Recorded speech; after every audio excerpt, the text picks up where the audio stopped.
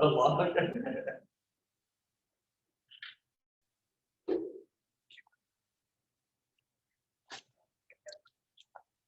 morning, ladies and gentlemen. On behalf of Professor of Military Science, Lieutenant Colonel Angelique Piper, and the Corps of Cadets, I would like to welcome you to the 2020 Blue Jay Battalion spring commission ceremony for cadets of Fort Crenshaw. Would you please stand for the playing of the national anthem?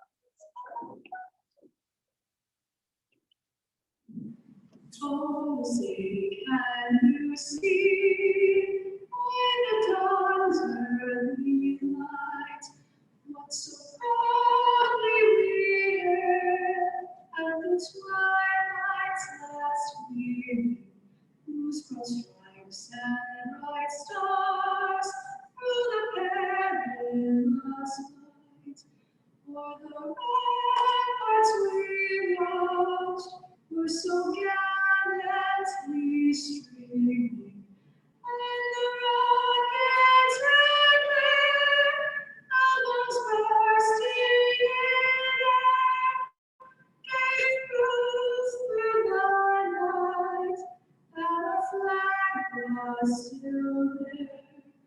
Oh, say does that star-spangled banner yet wave o'er the land of the free and the home of the brave? It is my distinct honor to present the Professor of Military Science at Johns Hopkins University, Lieutenant Colonel Angelique Piper.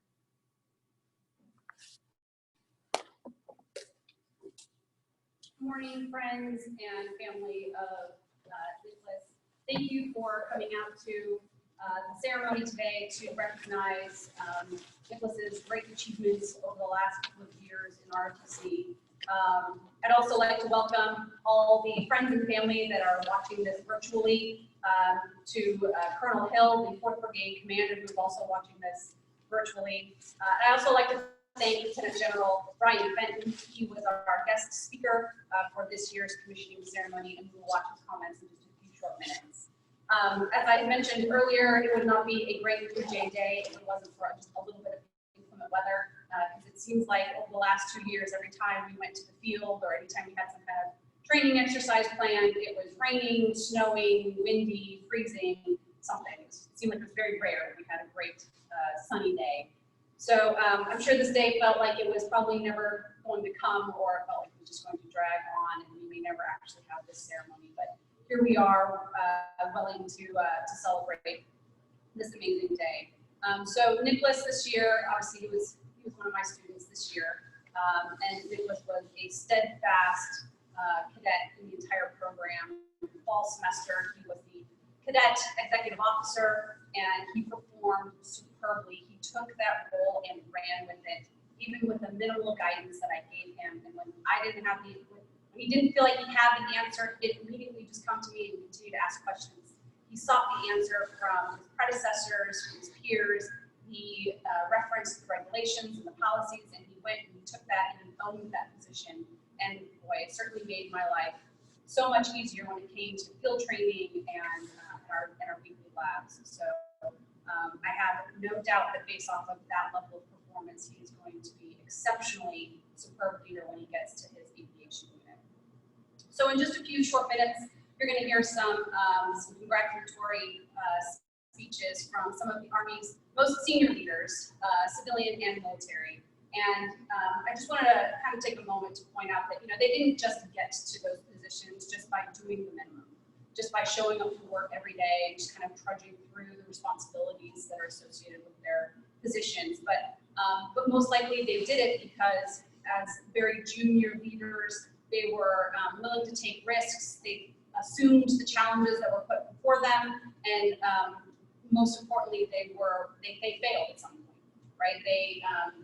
They're only lieutenants for a couple of years, so Nicholas, I would encourage you to take those risks, take the initiative, and be willing to fail, because when you fail, that's when you learn what right looks like. That's when you learn how to adapt your leadership style so that you eventually do succeed. So over the last year in classes, I've kind of hammered home several key points sort of like a nagging mom, hey, who else can you ask? Who else can you bring into the fold? Who else can you inform about these decisions, right? What else? What else can I do to improve myself? What else can I do to improve this program? And then I have kind of a little point that I put out in the beginning of each semester that, being in the right uniform at the right time, in the right place, doing the right thing with the right attitude, and you can never be wrong. And then the last point was really control those things that you can control. So control your level of professionalism, control your attitude, you can control the uniform, you can control your physical fitness. And most importantly, you can control how prepared you are to lead your troops. Because when you fail to prepare, you are preparing to fail. And so with that, I'm going to transition briefly. So every year, Dean Beverly Wendland from Johns Hopkins University, she attends our commissioning ceremony, and she's given an opportunity to interact with the cadets from our ROTC battalion. And obviously, due to COVID, she was not able to be here this year, but she did want to send her best regards to all of the cadets. So now I'll read a brief note from her. Hello, on behalf of the Prager Arts and Sciences, School of Arts and Sciences, and the entire Johns Hopkins University, I would like to congratulate members of the ROTC Blue Jay Battalion. You're truly amazing, and I am proud of each and every one of you. I also want to acknowledge Major General John Evans, Brigadier General Antonio Madera, and Colonel Trevor Hill. I know they have been instrumental in seeing that our cadets are well-trained and more resilient than ever in leading our nation's soldiers. So thank you. Every year, in what has become one of my favorite events, I host a special commissioning dinner with the graduating cadets to recognize their achievements and to honor their commitment and upcoming sacrifices to our nation.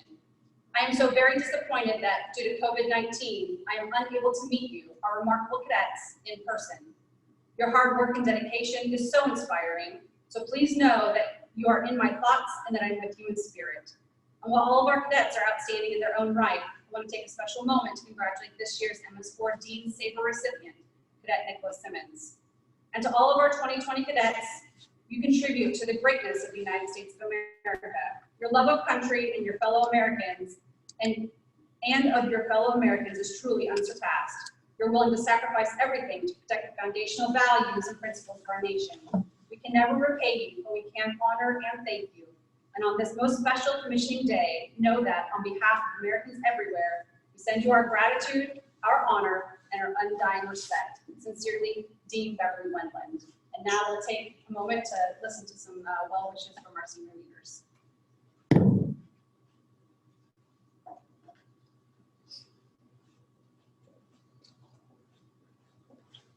Congratulations on your upcoming graduation and commissioning. This is a huge milestone in your lives and also the beginning of you joining our ranks. Welcome. We need each of you ready to lead the world's finest and most lethal force. I regret that I'm not able to give you this message in person and that this year commencement and commissioning will be different. Celebrating your achievement differently shouldn't diminish what you've accomplished here, nor tarnish the pride you should feel. What I would offer to you is a single touch point you can always return to, no matter where you may find yourself in life. Tough times don't last, tough people do. With that said, the circumstances that you find yourself in now won't last forever. To build this resilience, train. Train hard and train often. Train your body to operate under duress, your mind to remain calm in chaos, and your heart to endure hardship. In a short time, you will have the privilege of leading our nation's men and women, and they will look to you as a steady hand to help. Serve them well. I am incredibly proud of you. Congratulations on graduation and commissioning, and I will see you out in the field. Congratulations, and thank you for making the decision to join the best team in the world and be part of something bigger than yourself. I want to thank your parents for raising such fine young men and women who have answered the nation's call to service. If you don't remember anything else I say today, I want you to remember two things. People first and winning matters. People first is a philosophy. I believe you take care of your people, your soldiers, your families, and your civilians, and you create a command climate where everyone takes care of each other and treats everyone with dignity and respect, you will have a great cohesive team which will win on any battlefield. And winning matters in the Army is an attitude. When we send the Army somewhere, we don't go to try hard, we don't go to participate, we go to win. That's what the American people expect, and that's what you will do. And that's why winning matters. We are very proud of you. Stay healthy, stay safe, people first, winning matters, and we remain Army strong. My name is Bud, and I'm an American soldier, commissioned as an armor officer through Montana State University ROTC in 1982. Go Bobcats! I'm honored to be the 17th Commanding General of the United States Army's Training and Doctrine Committee, and the pursuit of victory starts here. What a great day to be a soldier. These young men and women in the audience today are the latest products of a century-old tradition of service to the nation. Let me join the chorus of voices offering congratulations to you and your loved ones. Addressing such a talented group of future leaders is true privilege. Thank you for taking your place in the long and distinguished line of graduates that have answered the call to serve. Welcome to the profession of arms, the most exclusive fraternity or sorority in the world. I was asked two questions of the soldiers and civilians that I meet. Why did you join, and why do you continue to serve? The U.S. Army is the greatest team ever assembled. Teamwork is why I joined the Army. This is America's Army. We all learn and grow together, and we are soldiers for life. I continue to serve because of the people. The Army is a people business, and the Army is not just about people, it is people. One of the fundamentals I have learned in over 40 years of service is this: high standards, positive outlook, and excellence are contagious. Whatever comes your way, remain calm in the storm and never waver. You're a leader now. Your soldiers are watching. It is your leadership that will help us accomplish our mission in the face of COVID-19 or any future adversary. I have no doubt that you will lead our nation through the challenges of the 21st century. You should feel privileged to wear the cloth of our great nation, the jersey of America's fighting team. Leave that jersey in a better place every day. Good luck to you all in your future endeavors. Godspeed, and may God bless these young leaders and our great nation. As I said when I started, my name is Funk, and I'm an American soldier. Thank you. Have a great day. Hello, and let me be among the first to congratulate you on this incredible day. I'm certain that this day is much different than the way you envisioned it, and I apologize that you can't be in a large audience among your friends and additional family members, but it makes it no less important. And I want to make sure that you understand that what you have undertaken, what you have achieved, is going to be important for our nation. You're going to swear an oath to the Constitution and the people that stand behind that, to do your duty, to protect our nation against all enemies, foreign and domestic. And right now, we face an unseen enemy. That's why we're conducting your commissioning ceremony in this way. But I know that you're up to the task. I know that you will take the training we've given you, and that you will perform your duties thoughtfully and faithfully. I have faith and confidence in you, as do all of our senior Army leaders. And on this day, I want to congratulate you for doing what only 1 out of every 1,000 people in our country ever does: standing up and taking the oath of office to become an officer in the United States military. Congratulations, United States Army, Second Lieutenant.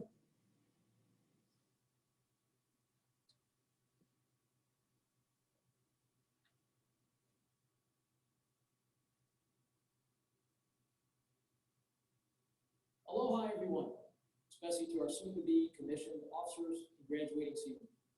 I'm Lieutenant General Brian Fenton, and I'm very honored to be a part of this commission of these 18 outstanding men and women today.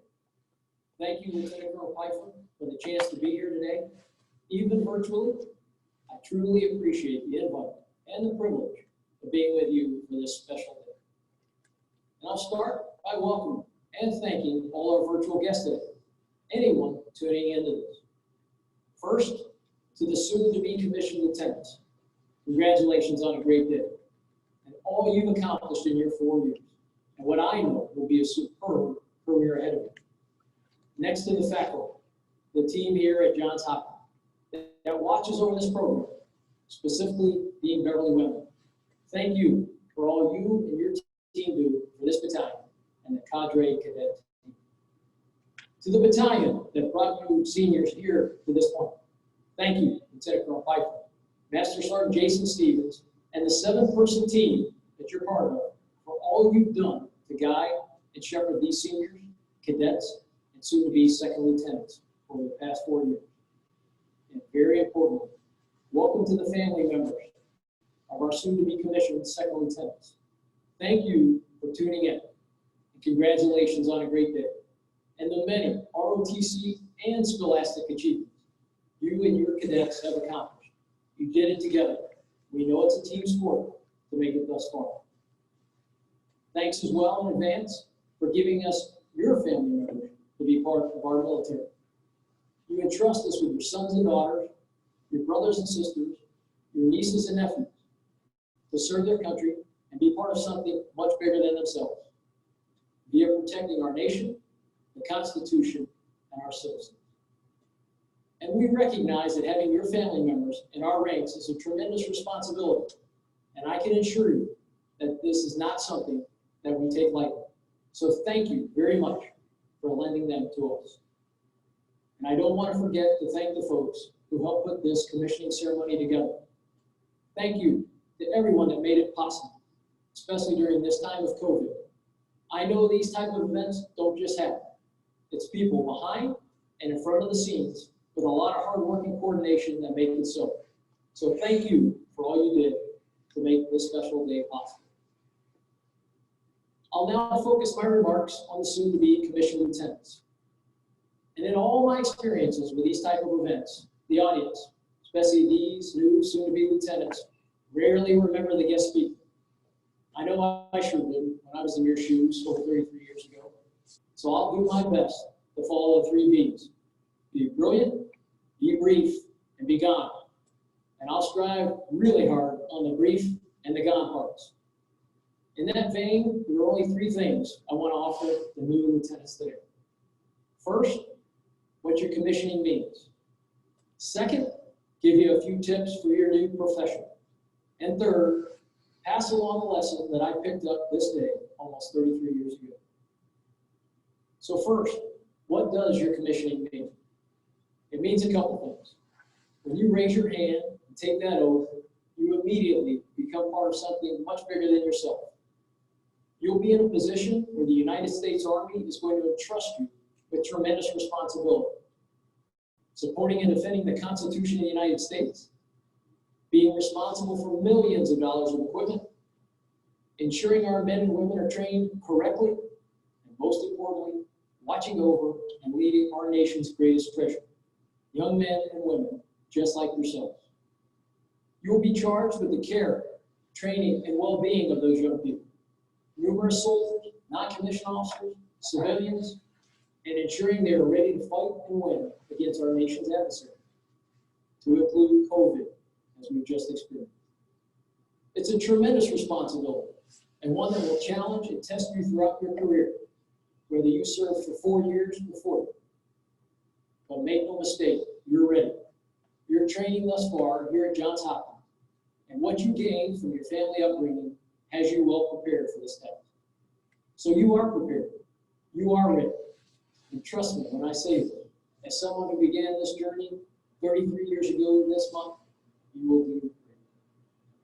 And to add something to that preparation, I want to cover my second point, sharing with you some tips for new lieutenants that came from a mentor of mine, General Tony Thomas, the former commander of U.S. Special Operations Command, and a longtime Special Operations professional and Army Ranger.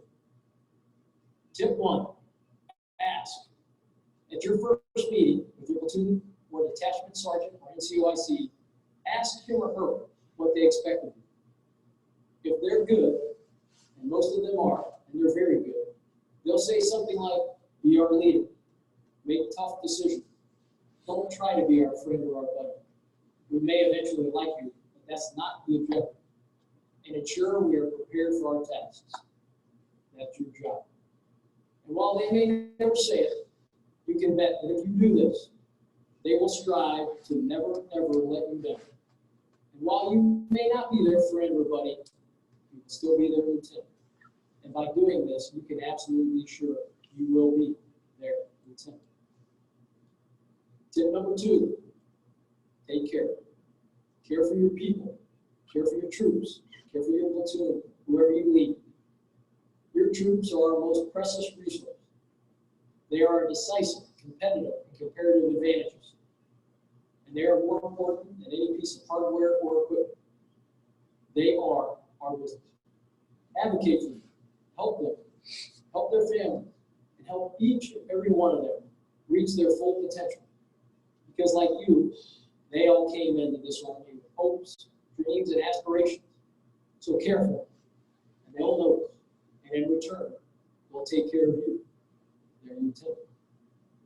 Tip 3, strain to listen and make your transmissions count. Remember, you have 2 ears and 1 mouth for a reason. Listen more than you talk. You'll learn more this way. Refer back to tip number 1. And thus really absorb what your platoon or your junior leaders are telling you. Seek input and diverse opinions. And when you do finally talk, show them that you've taken their input and factored it in. And in doing so, as well as being precise and clear with what you say, what you direct, or what you want, you will be their lieutenant. Last tip, number 4, be accountable and hold folks accountable. Take blame and responsibility, but pass the credit. Your troops will know the difference. It's key to selfless service. Make it your mission to make your subordinates more successful than they believe they can be. Relish in their success. Give them credit, take blame. At the same time, hold folks accountable. Hold them accountable to the standards. You can be tough, and you can still love your troops. Trust me, they know the difference. They know the difference between tough love and toxic leadership. Like a grizzled old football coach or sports coach, strike the right balance of love and leadership, and they'll notice. And you'll be their lieutenant. So those couple tips, and many more I can share with you, but won't waste on time, will serve you well. And at this point, I'm reminded of a joke.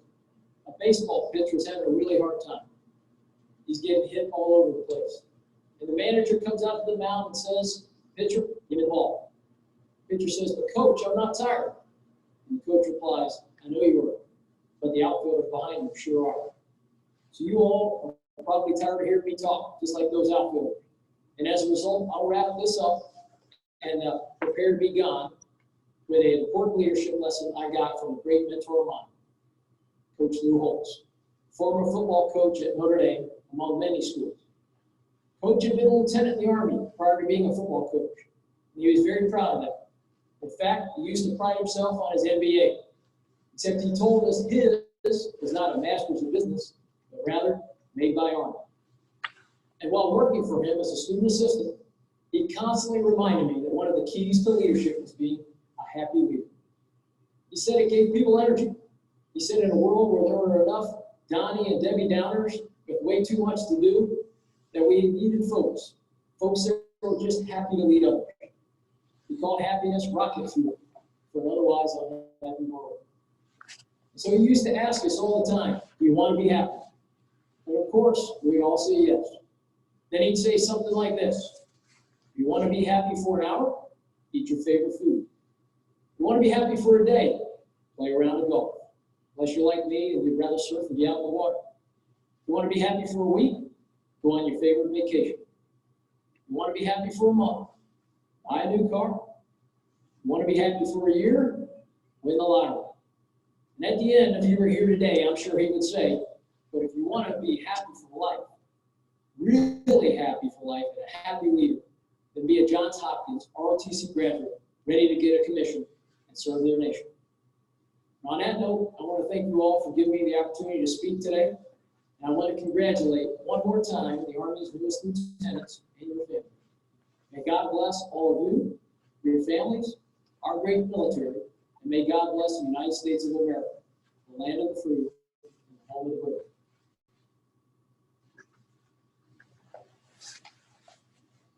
And we will now transition to the ceremony, which will consist of 4 parts. The first part is the swearing of the oath of office that will be administered by Lieutenant Colonel Piper. The second is the pinning of the gold bars. These bars represent the rank of the officer and the honor of the recipient to hold a commission by the Congress of the United States. Third, the presentation of the commission certificate to the new second lieutenant.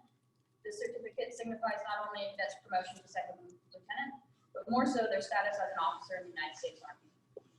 And finally, the first salute. The first salute of a newly commissioned officer involving a silver dollar is a time-honored tradition dating back to pre-revolutionary times. It symbolically represents the respect due to the lieutenant's newly earned rank and position. The coin represents more than $1 in currency to every new officer. It has a special meaning. It signifies the new officer's deep sense of gratitude for the knowledge enlisted soldiers, especially non-commissioned officers, have passed on to them during training. At this time, if Cadet Crenshaw will join Lieutenant Colonel Piper up front for the swearing of oath of office.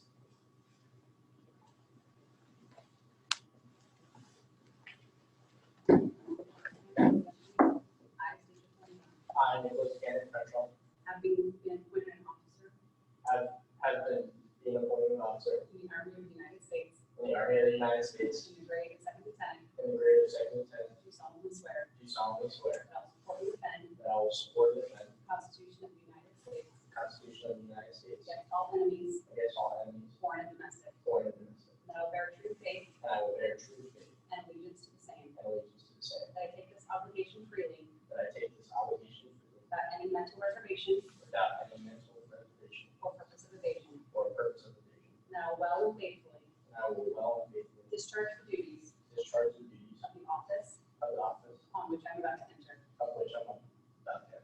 So help me God. So help me God. All right, congratulations. Thank you.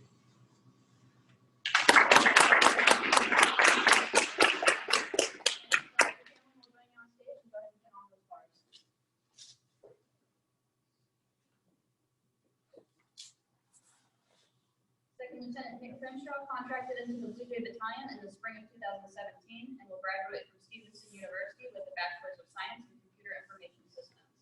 He has served as the XO for the Blue Jay Battalion during the fall 2019 semester. Lieutenant Crenshaw will commission as an Aviation Officer and will join the Charlie Company, second of the 224th Aviation in Gunpowder, Maryland, before heading to Fort Rucker, Alabama to attend his basic officer leader course. Prior heading to flight school, he will complete his master's degree in business technology management at Stevenson University in May 2021.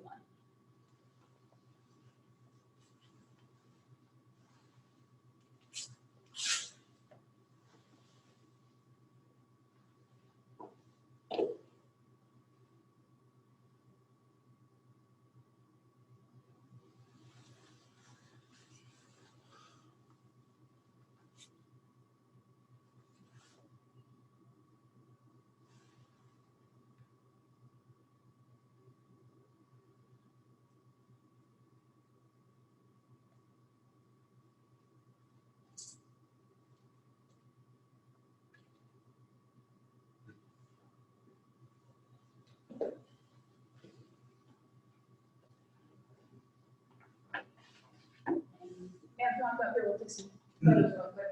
Nobody wants to get out of here.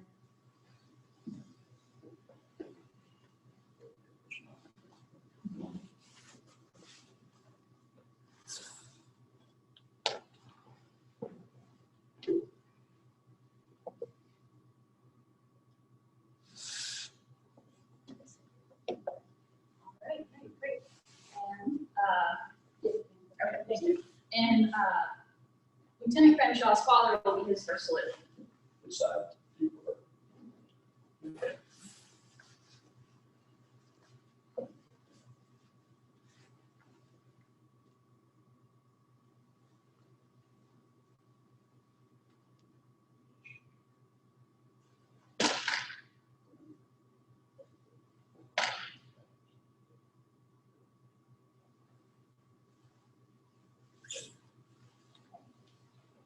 And Lieutenant Crenshaw, the floor is all yours.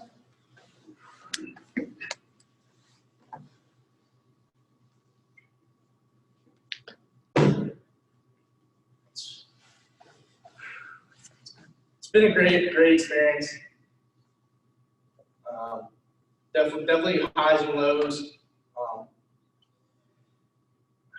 Thankful for my family and friends for being here. Thank you for the cadre for setting this up. It's been a tremendous experience.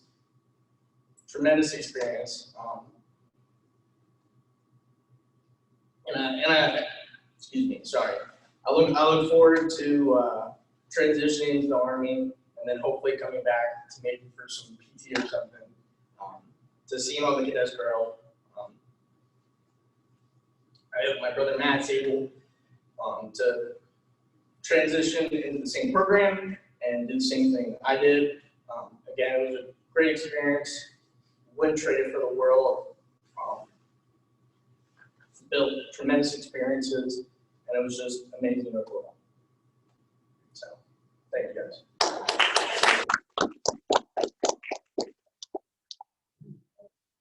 then recommend everybody stand and we'll land the arm song and find the lyrics in the back of the